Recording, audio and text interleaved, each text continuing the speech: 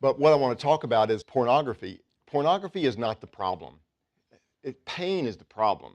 Well, what we do, especially in our society, we're able to medicate our pains without dealing with them in different manners. And it can be pornography, it can be shopping, it can be video gaming, whatever you can use to distract you, drugs, alcohol, of course, that's the ones that we normally go to in our society. Whatever you can use to numb the problem, you think will get you by. Pornography is one of those issues. And the surprising thing about that is some of the statistics that I was reading is the main financier behind video games today is the porn industry. If you look at some of the labels of the video games that are out now, they are right at pornography. It might be a video game, and even them, they look real now. If you've seen anybody play the war games and stuff like that, they look real. And so what it is a softening of society. Would you say our society is soft in this area? Yeah. And we're being taught by it. When you watch commercials, you're going to see something of a pornographic nature in insurance commercials. You know, we're having a meeting this week, and we just put the TV was on when they come in. We're watching the Weather Channel or whatever it was, so I just muted the television. And then I caught something out of the corner of my eye and looked up at it, and it was a girl in a bikini, you know, on the television. So I just reached up and changed the channel on it, and I remarked, they're probably selling insurance. You know, what else would they be selling on the Weather Channel? I couldn't imagine, all right? So what we're going to talk about today is the lie told to men. We've been in a series of a lie told to women, to men, to youth, to kids, and to all of us. So this will be the last one in the installment. And it is in the area of pornography that we're going to deal with. This is not the answer. Just wanted to throw a graphic. This is what we do in society. What we do with sin is generally lift up a carpet and sweep the sin underneath of it and lay the carpet back over. The sin's not dealt with. It's just covered. And so what we do is we stick our head in the sand. This is our United States government, by the way, and that's all political that I'm going to get. Just all that mess going on is a gigantic distraction in our country. Okay, so here we go. Here's the first lie. Normal women are not emotional and complicated. They are very sexual, just like men. Now this is for men, okay? This is the lie that's told to men. So what the porn industry portrays is a woman with a man's psyche, that all they want is sex.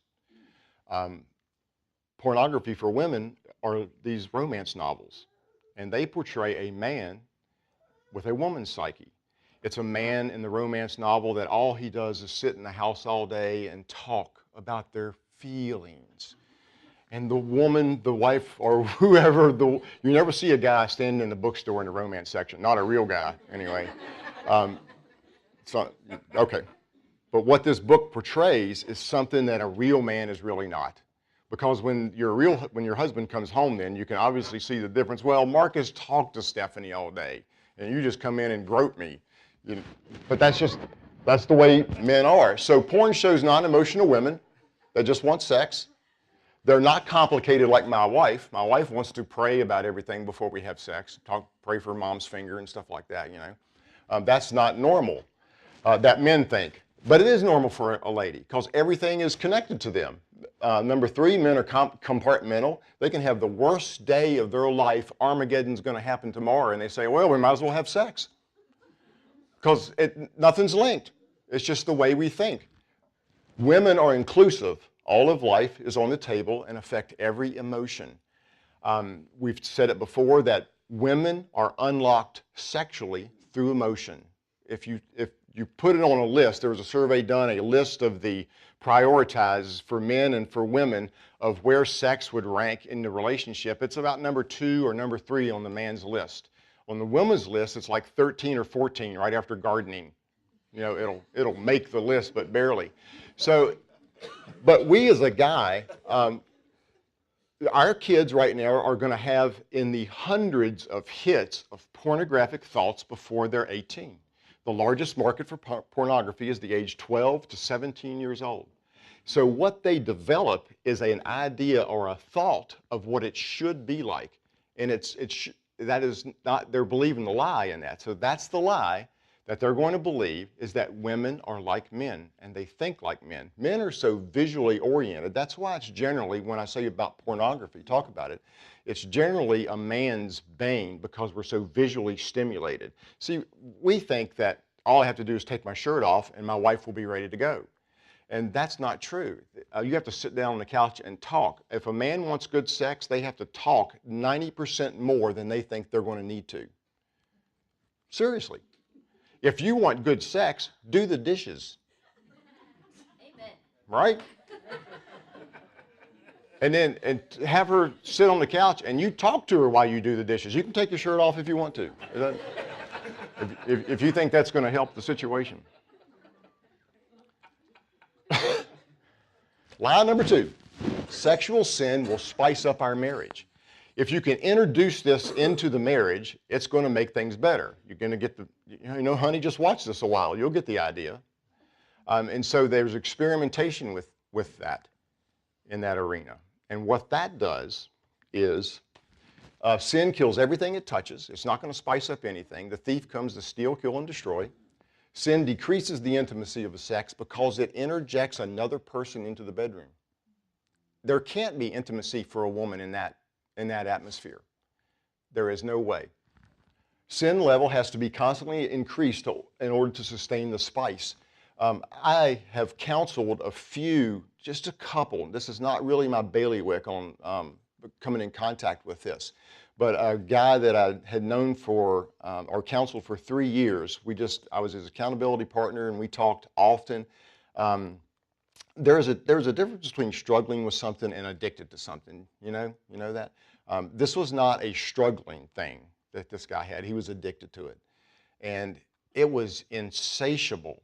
It was way more than I was able to help this gentleman. Because my way of counseling somebody in this area would be just stop doing it. Just stop that.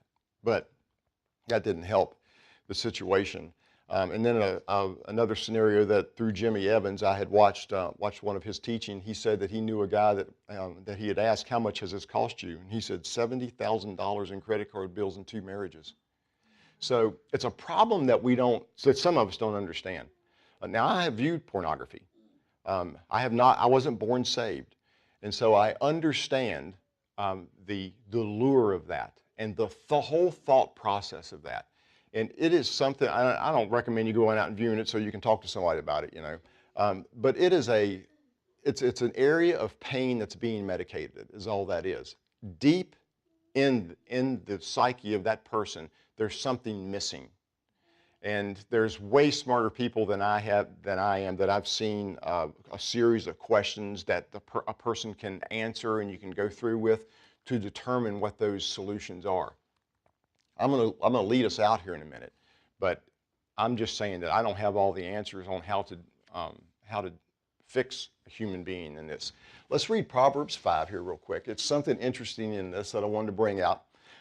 Because we think, in line number 2, we think it's going to spice things up. But the Bible is very clear on what it does and what the end is. It says, my son, pay attention to my wisdom, turn your ear to my words of insight, that you may maintain discretion, and your lips may preserve knowledge. For the lips of the adulterous woman drip honey, and her speech is smoother than oil. But in the end, she is bitter as gall, sharp as a double-edged sword. Her feet go down to death, her steps lead straight to the grave. She gives no thought of the way of life. Her paths wander aimlessly, but does not know it. I found this so true with the guys that I have known, that they have no direction in their life when they're entangled with this. It is an aimless search for pleasure.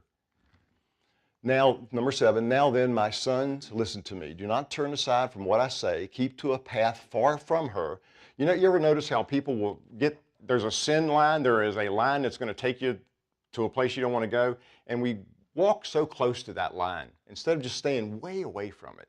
If you know you have a bent for something, just run from that. Just stay away from that as far as you can get. Get somebody in your life that you can talk to. James says that when you confess your faults to one another, it will heal you. And there needs to be accountability in this area. Do not go near the door of her house lest you lose your honor to your dignity to one who is cruel. 10, lest strangers feast on your wealth and your toil enrich the house of another. Here, there is a financial penalty for this. At 11, at the end of your life, you will groan when your flesh and body are spent. Overall, or without fail, when you find someone, it may be you. I don't know, and I'm willing to help. But without fail, there is huge guilt in this, humongous guilt in this, 11 says. 12, you will say, how I hated discipline and how my heart spurned correction. I would not obey my teachers or turn my ear to my instructors, and I was soon in serious trouble in the assembly of God's people. Drink water from your own cistern, running water from your own well. Should your springs overflow in the streets, your streams of water in the public squares? Let them be yours alone, never be shared with strangers. May your fountain be blessed, and may you rejoice in the wife of your youth, a loving doe, a graceful deer. May her breast satisfy you always. May you ever be intoxicated with her love. Why, my son, be intoxicated with another man's wife? Why embrace the bosom of a wayward woman? For your ways are in full view of the Lord, and he examines all your paths. Love this, the evil deeds of the wicked ensnare them. The cords of their sin hold them fast. For lack of discipline, they will die, led astray by their own great folly. So, God doesn't have to punish anyone in this, and he's not seeking to. He's looking to track you down and tackle you and love you. But what we're doing, the Bible says, is piercing ourselves. Right? We're doing it to ourselves when we do this. Lie number 3, sexual sin is not wrong. I'm just really hitting the highlights on this because I want to get to the end of this where there's help. Do you know that pornography is a problem? Well, we could just go to the end then, right? Sexual sin is not wrong if I'm not hurting anyone. I've heard this before, to justify viewing, to justify why they do it. It's not hurting anybody else. It's just me. I'm just doing this myself. Porn objectifies women. It shows women in a light that will cause men great disrespect for a female. So what you'll start doing then is you'll start to see ladies as a substandard species of something other than what God created them to be. We had a guy come in and fix a piece of equipment this week at my workplace, and there was a girl there at the time, and I had them. I said, if he shows up to fix this, ask them what the fix was, what was the problem. And so they did. They asked him, and he said, was David here? Wait, what do you think? She's stupid? Just tell her, But that's what happens when you start to have this attitude of objectifying women, that they're not smart enough to understand what I'm going to say. That, okay, so mom really was the problem and dad was right in everything that he said that she was. You'll start to look at people with a jaded eye, and it withdraws you from God.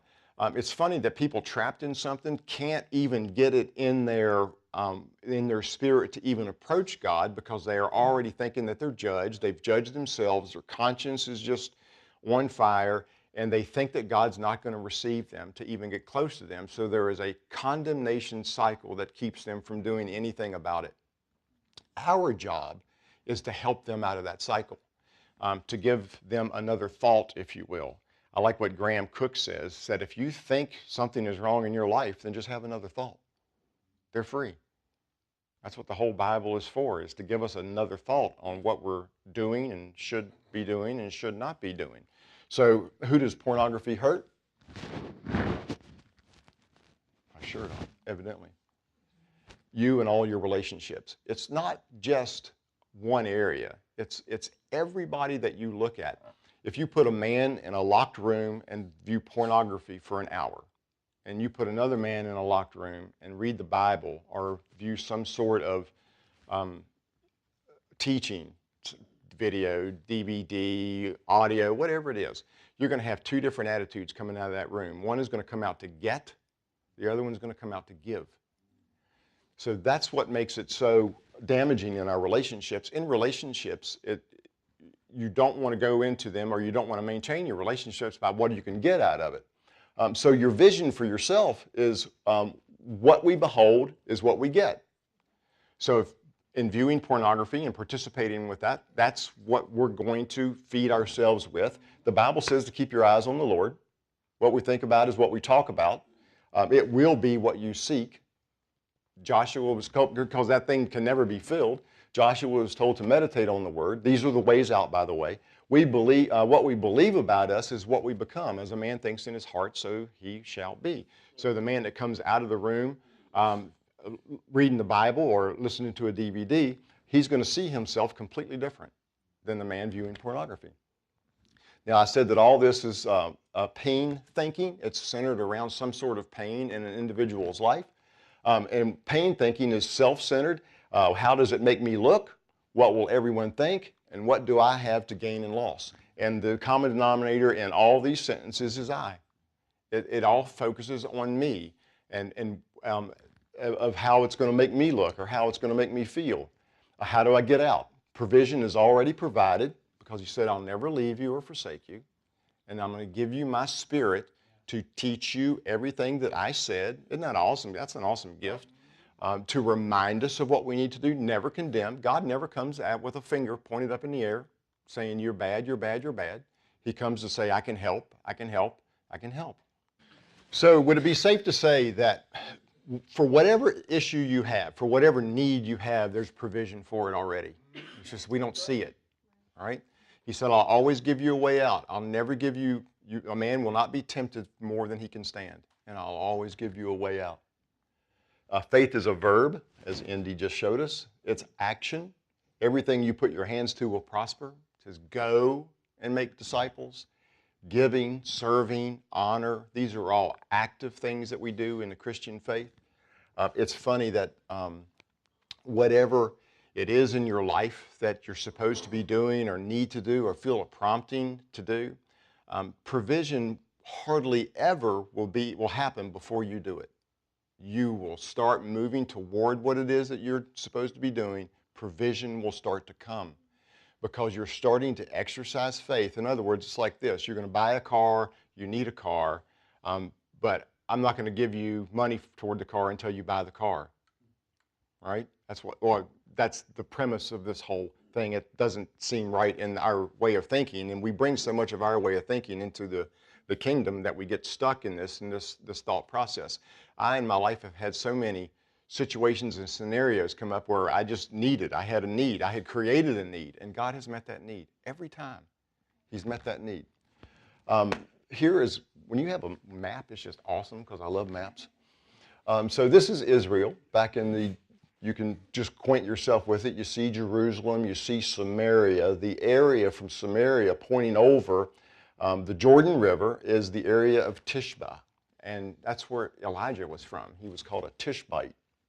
And you see the Kerith Ravine right above there. So the Kerith Ravine was in Elijah's home area, if you will, hometown. Well, this, in 1 Kings, there's a story about him, and we'll read it.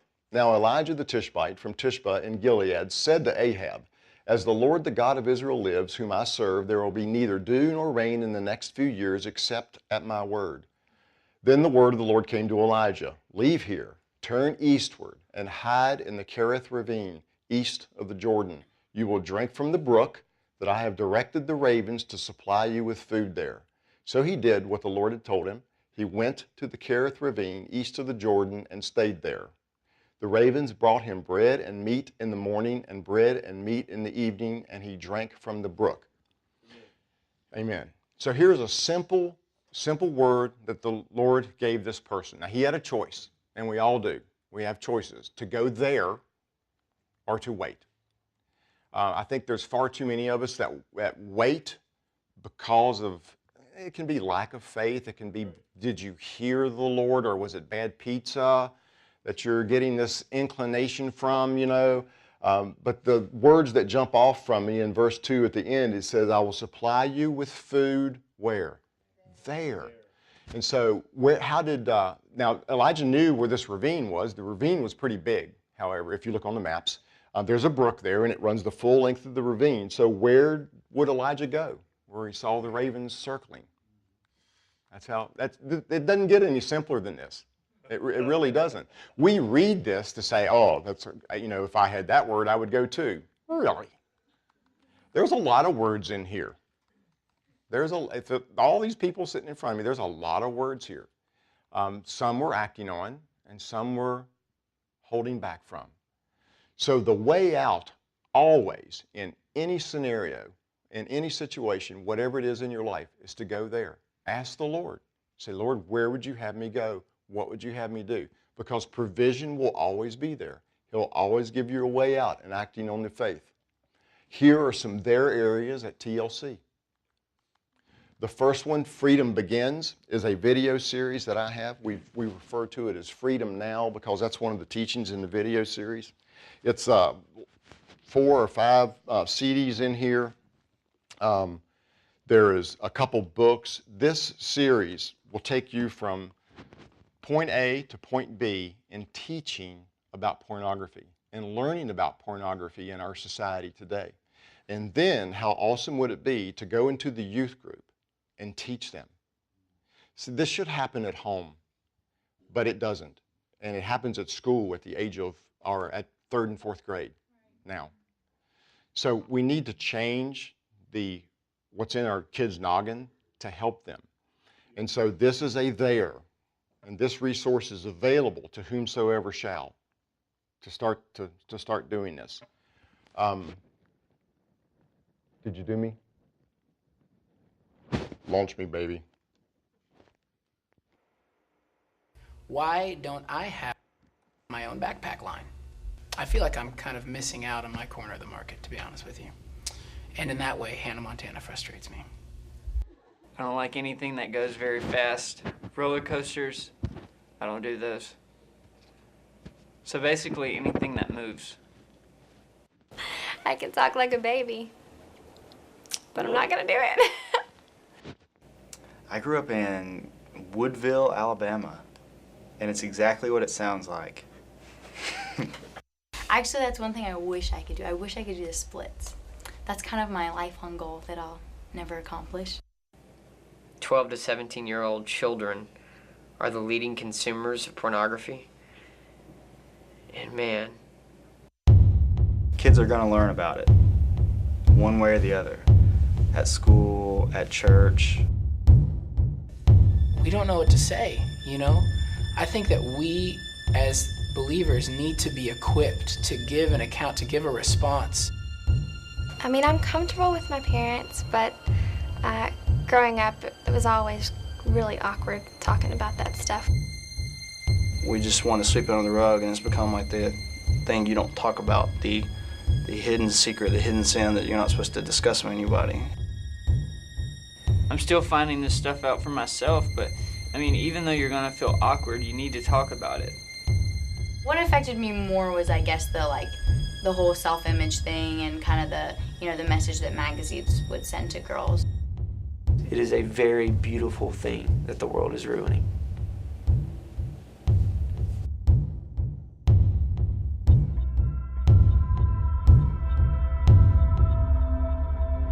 I didn't learn about sex from my parents, that's for sure. I was first exposed to the idea of it in 4th grade, which is tragic.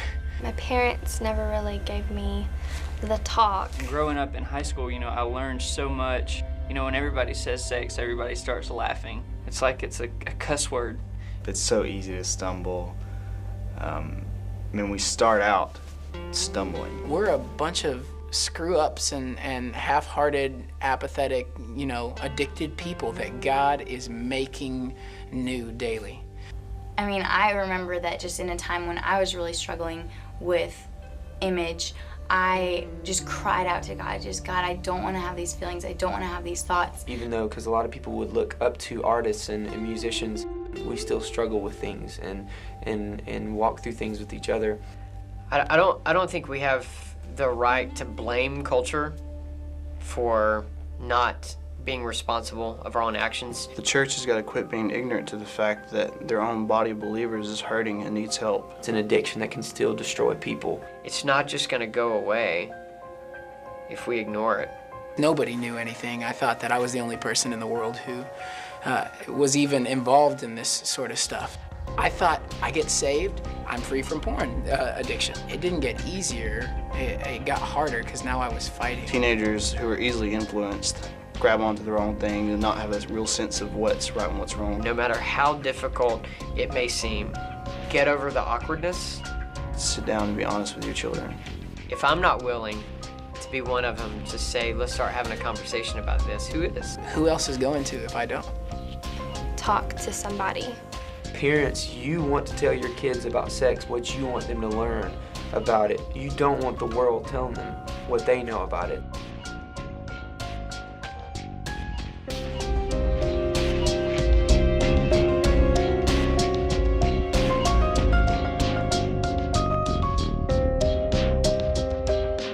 Begin the conversation now before it's too late.